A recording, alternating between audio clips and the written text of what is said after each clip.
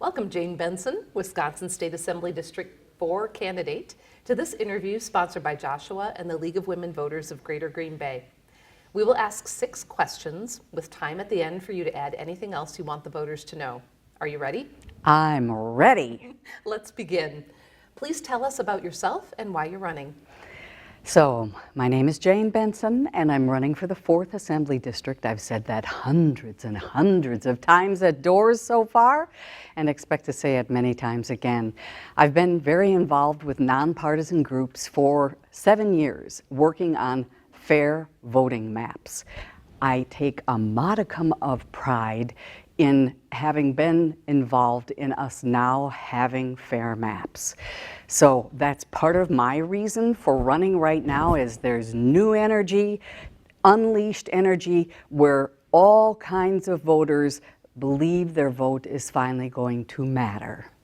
And I think it's awesome, needed, and I'm totally ready to embrace that with everyone and create good things for our state. So the things I care about that are a part of my platform are building caring communities, reproductive rights, and clean water.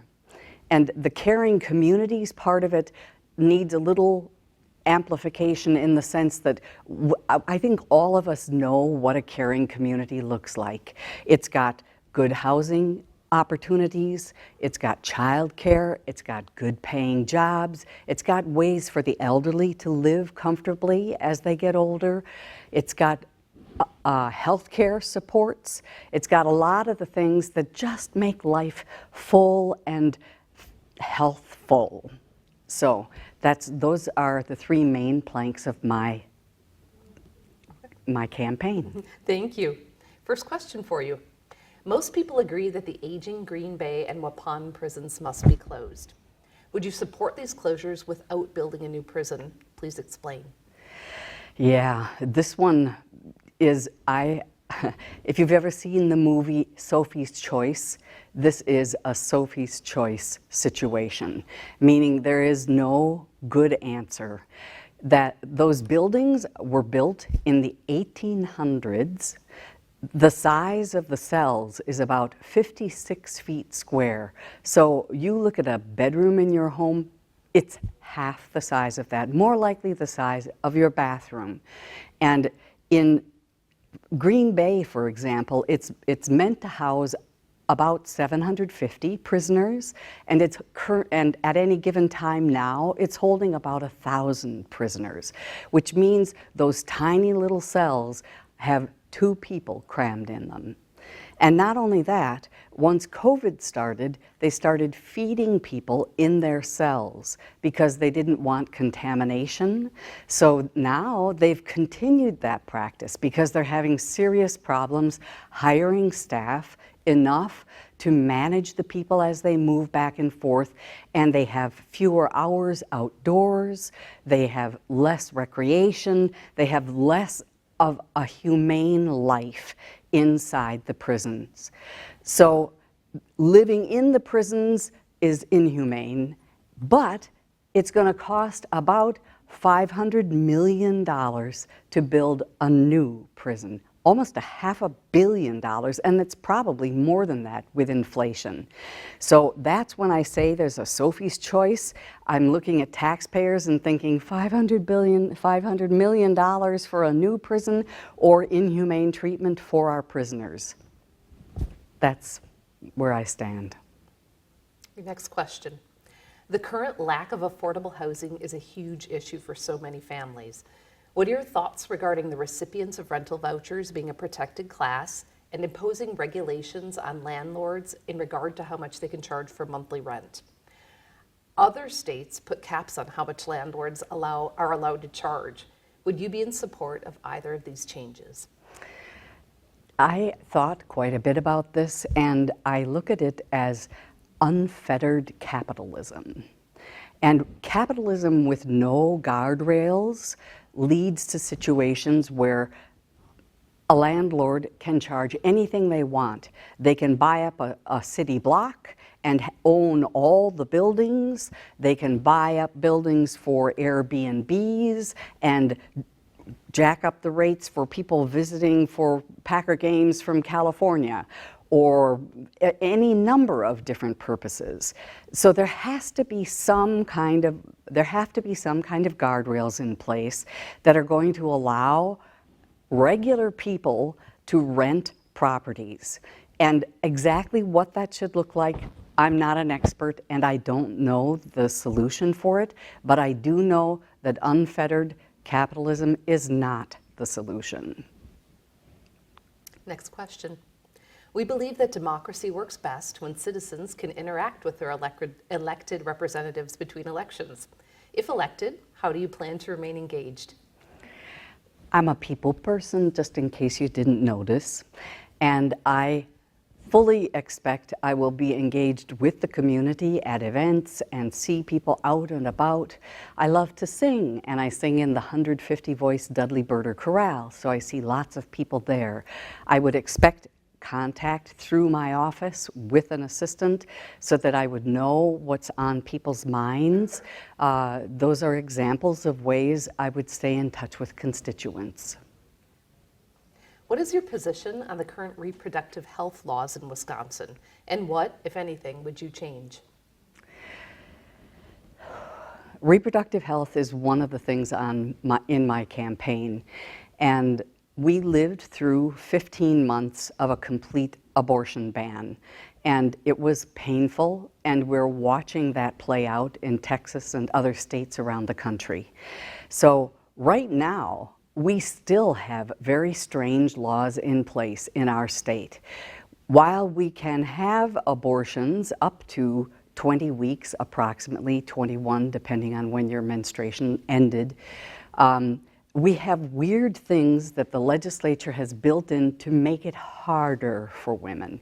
For example, we can't have telemedicine to have an abortion through medication. We have to have an invasive ultrasound that shows a video of the fetus, no matter how many cells or how few cells it is. There's language that the provider has to say, and it's not even all medically correct. And you have to see a doctor, wait 24 hours, and then see the same doctor a second time. So there are weird things about what our legislature has done that has made it more difficult for women to have full reproductive care. The other part I would mention is the persecution of healthcare providers. And to me, that absolutely has to stop. Thank you. What is your position on school vouchers in Wisconsin? So school vouchers, to me, it's a backdoor way of privatizing education. I don't believe in privatizing education. Our Constitution demands that we provide education for the public. So we are responsible for public education. There are rules and laws that the legislature has put in place that enable these things to happen. Vouchers that go to private schools, vouchers that go to religious schools, vouchers that support a child moving from one school, public school, to another public school. But if it turns out they don't like that child, or that child doesn't fit, that child is forced out, but the money for that child remains. So there are a lot of things involved with vouchers that I just feel are wrong in the big picture of things. And when I think about school systems, it's the duplication of buildings, it's the repetition of the money that's spent supporting the infrastructures that I feel like Wisconsin taxpayers are not getting their money's worth when they're supporting these multiple methods of providing education to our students. Your sixth and final question.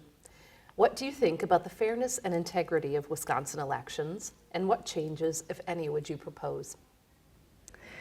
I was a poll worker, have been a poll worker in the Suamico area for 17 years. So I'm well versed in the old poll books and the new Badger books, which are awesome. They're like tablets, but they help us be faster and more efficient registering people and processing people who come in to vote. When I think about things to improve voting, we had the opportunity this summer. In July, they renovated the program for the Department of Motor Vehicles. So I am a web developer by trade. I work with websites and a lot of internet things.